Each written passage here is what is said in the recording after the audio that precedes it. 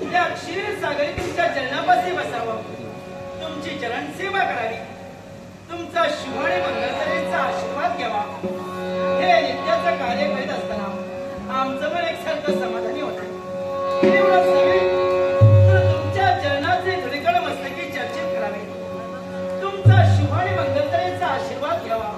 यासाठी नाथ या मंगलमय आशीर्वाद, मंगलमय आशीर्वाद, मंगलमय आशीर्वाद. नाथ याने मन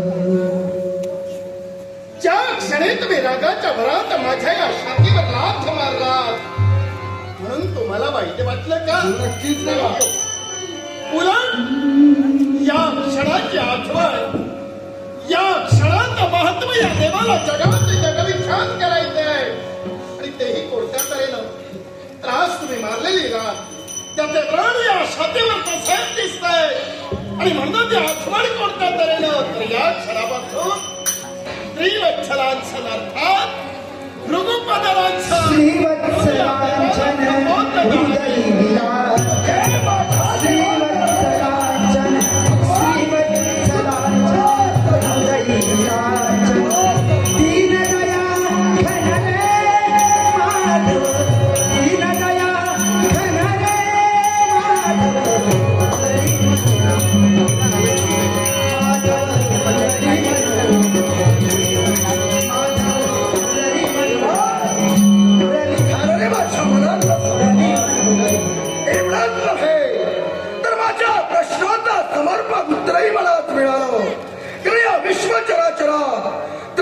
जगतात सर्वश्रेष्ठ देव कोण असेल तर हा माझा वैकुंठीचा नारायण आहे. तो देवतापर्यंत जाणं झालं, पण त्या क्षणी मनाप्रमाणे घडलं नाही तर उलट क्रोधाग्नी दिसला गेला. नक्कीच पण इथं शांतता दिसू न ज्याला सत्वगुणी देव महाविष्णू म्हटलं गेलं, तो हा देव भक्तावर कधीही रागावणार नाही. कारण या भक्ताचं महत्व मोठं आहे आणि ते तर मला महत्व ठेवायचं होतं. आणि या त्रयदेवता श्रेष्ठ देव कोण तर महाविष्णू शब्द आपल्या मुखामध्ये बाहेर पडले. तर ज्या यज्ञाला प्रारंभ केला त्या यज्ञाचा भाग पुन्हा देवतेला द्यावा म्हणून श्रेष्ठता पडताळण्यासाठी तत्पर झाला. आज तुम्हाला कळलं गेलं, अर्थात तो भाग नक्कीच घेण्यासाठी देव महाविष्णू तत्पर आहे. देवा समाधान झालं. फक्त तुझ्या कृपेचा आशीर्वाद माझ्याच नव्हे तरी अखिल विश्वाच्या मागे राहावा एवढी त्या भगवती विनवणी. नक्कीच माझा आशीर्वाद समाज मागते. निघालो.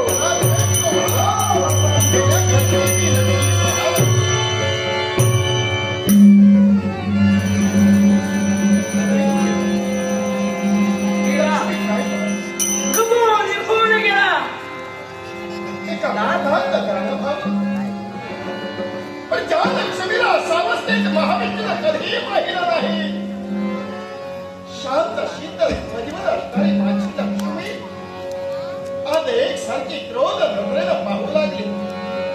संपूर्ण देहाची एकसारखी आग होऊ लागली आणि जाणारा भक्तांकडे त्या राजदृष्टीनं पाहणारी लक्ष्मी एवढ्याच रागानं आमच्याकडे पाहू लागली. नाथ, का रागा? आमचं निरीक्षण केलं ते योग्यच आहे. ही लक्ष्मी म्हणजे शांत निर्मळ स्वच्छवळ अशी आहे. कधीच आमच्या मनामध्ये राग निर्माण होत नसतो. आणि आज तो राग दिसला आणि आज आमचं तुम्ही संपूर्ण निरीक्षण केलं. आम्ही रागाने रागवंत झालो. याला सर्वस्वी कारणीभूत कोण असेल तर आपण आहात. लक्ष्मी कोण माझ्याकडे दाखवलं? एवढा राग तुला निर्माण झाला याला कारणीभूत हा देव महाविष्णू आहे. नक्कीच. असं काय मी तुझ्या बाबतीत केलं? मग ऐका, या क्षीरसागरी शेषावर पण शयन करत होता आणि तुमची चरण सेवा करण्यासाठी तुमच्या चरणापाशी मी बसले असताना इतक्या त्या भृगूचं इथपर्यंत आगमन झालं आणि त्या भृगूनं तुमच्या वक्षस्थळाला प्रहार केला. आणि म्हणून तर लक्ष्मी तू रागावली. एवढं सहित त्याचे चरण धरण्यासाठी तुम्ही तत्पर झाला. काय आणि हे दृश्य पाहिल्यानंतर मी रागाने रागवंत झाले. नाही लक्ष्मी, हा जर राग आला असेल तर तो राग दुसरी याला कारण अगं ज्यावेळी जाता येणार इथं व्हावं तर जगाचा देव गाड झोपी गेला वा, आणि जगाचा परमेश्वर असा झोपी गेला तर उद्या विश्व झोपी जाऊ शकताय. हा. आणि म्हणूनच एका भक्ताला तो राग यावा हा दोष त्यांचा नाहीये. पण त्या रागाच्या भरात त्याने लात मारली गेली. पण तेवढ्यात त्या रागात असलेलं प्रेम या देव महाविष्णूला देव आपुलकी. अर्थात ते प्रेम कधीही भक्तावर दूर होणार नाही. शाबास. म्हणूनच मी नाही रागावले त्यांच्यावर. बघ ना. आणि हा जर तुला राग आला हा. अगं माझ्यावर लात मारून मला वाईट वाटलं नाही, मग उगाच ताकद तू का करत घेते? याला सुद्धा कारण आहे ना. काही कारण मग मला सांगावं ना, काय? मला तुम्ही कुठं जागा दिली? अगं माझ्या हृदयाच्या जागी तुला स्थान दिलंय. होयला, माझ्या हृदयात तुला स्थान दिलंय हे मी कसं विसरू शकतोय? तुमच्या हृदयाच्या ठिकाणी तुम्ही मला जागा दिली, स्थान दिलात.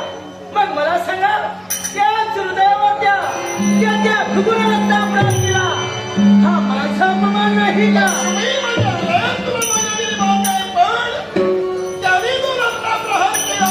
हा.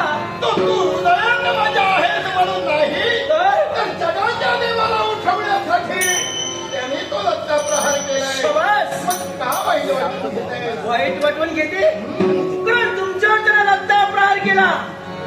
एवढं नव्हे तर तुमच्या हृदयात असताना माझ्यावर सुद्धा त्यांनी लत्ता प्रहार केला. म्हणूनच हे दृश्य पाहिल्यानंतर मी त्याच वेळी तोंड घालणार होते, बोलणार सुद्धा होते. का थांबली? पण न्याय, नीती, धर्म मला सुद्धा कळतो. दोन व्यक्ती जर संभाषण करत असेल तिसऱ्या व्यक्तीला त्यांच्या संभाषणात तोड खुपसवले शाबास. आणि हा नीतीने मराठा नसल्या कारणानं तुम्हा दोघांच्या बोलण्यात मी तोड नाही घातलं. ही मर्यादा राखली. होय मग ती तर मर्यादा राखणारी तू लक्ष्मी. हा, मग आज तुझा नवरा तुला सांगतोय काय ते? जिथं मला त्याचं दुःख नाही, मला त्याच्या वेदना झाल्या नाही, उलट या जगात लक्ष्मी आणि देव मोठे नाही आहोत तर या विश्वात ते भक्त मोठे आहेत. त्यातही मला कारण देवा भक्ताला पूजिला, म्हणून त्या भक्ताचं महत्व ठेवणं याच्या देवाला कमीपणा कधीही नाहीये. कारण मी स्वाभिमानाला सांगतोय या जगाला मी देव मोठे नाही तर आमचे भक्त मोठे आहे. आणि त्या भक्तांचं महत्व जगासमोर राखणं देवतांचा निर्णय. शाबास. मग मला सांगा, अशी कोणती स्त्री आहे आपल्या नेत्रासमोर आपल्या जर पतीचा अपमान जर होत असेल तर मला सांगा, अशी कोणती स्त्री नको म्हणू शकते का? नाही लक्ष्मी, कुठली स्त्री आपल्या नवऱ्याचा अपमान सहन करून घेणार नाहीये. पण लक्ष्मी, काही बरोबर तुझ्या माझ्या नात्याचा विचार केला किंवा वैयक्तिक जीवनाचा विचार करण्यापेक्षा या विश्वाचा विचार केला तर या जगाचा बाप म्हणून देव महाविष्णू आहे आणि जगाची आई तू आहेस आणि नवरा बायको आहे आई नात्यापेक्षा. आई आणि मुलगाही नातं अजरामर आहे. मग जगाची आई पुन्हा मुलावर रागावू शकते का? भक्त पर्यायी मुला समान आहे, मग त्या मुलावर का रागावते? मग आलं माझ्या घरात काय ते? या लक्ष्मीची काहीच किंमत नाही असं वाटतं मला. कारण माझ्यापेक्षा तुमचा भक्त तुम्हाला श्रेष्ठ वाटतो. पण तुमचा भक्त जर तुम्हाला प्रिय वाटत असेल तर नाही मला या वैकुंठाच्या ठिकाणी राहायचंय. थांब लक्ष्मी. वैकुंठाचा त्याग करून निघाले मी. नाही लक्ष्मी, हा निर्णय घेऊ ज्या नका. ठिकाणी या लक्ष्मीला किंमत नाही, ज्या ठिकाणी या लक्ष्मीला मान्यता नाही, तिथं नाही मला राहायचंय. लक्ष्मी, विश्वाचा विचार कर. तुझ्या माझ्या भांडणात किंवा या वैयक्तिक प्रसंगानुसार हा अखेरचा निर्णय घेणं या विश्वासाठी धोकादायक ठरू शकते. लक्ष्मी, तू माझ्या संसारात राहणं महत्व आहे. तर आमचा दोघांचा संसार नव्हे, अखेर विश्वाचा संसार आहे. आणि या विश्व संसारात ही लक्ष्मी जाणं कधी विश्वासाठी योग्य हे नाही. तुम्हाला परिपूर्ण ज्ञान आहे. मला सांगतोय जर मी या विश्वातून तुमच्या संसारातून जरी लक्ष्मी गेली तर कोणता प्रसंग तुमच्यावर याची जाणीवपूर्वक सूचना लक्ष्मी, लक्ष्मी माझ्यासाठी नाही पण विश्वासाठी मी नाही तुला जाऊ दिला. नाही लागणार. लक्ष्मी, तुला थांबावंच ज्या लागेल. ठिकाणी माझा अपमान होतो, ज्या ठिकाणी माझ्या नवऱ्याचा अपमान